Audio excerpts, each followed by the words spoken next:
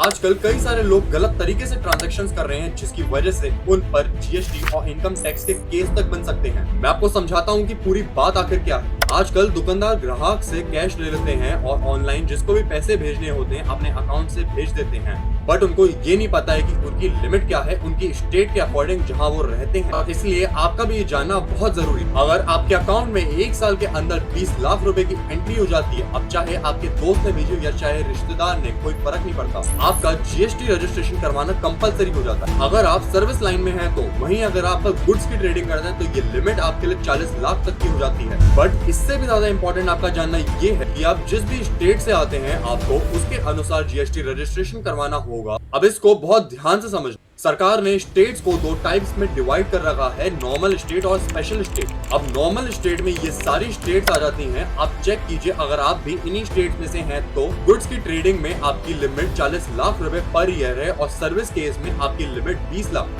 लेकिन अगर आप स्पेशल स्टेट से आते हैं तो आपकी गुड्स की ट्रेडिंग पर 20 लाख रुपए पर ईयर की लिमिट और वहीं सर्विस के केस में 10 लाख रुपए की पर ईयर लिमिट। और फिर इसके ऊपर अगर आपने जीएसटी फाइल नहीं किया तो आप पर केस भी बन सकता है। ऐसी ही जरूरी जानकारी के लिए आप भी इस चैनल को जरूर सब्सक्राइब कीजिए।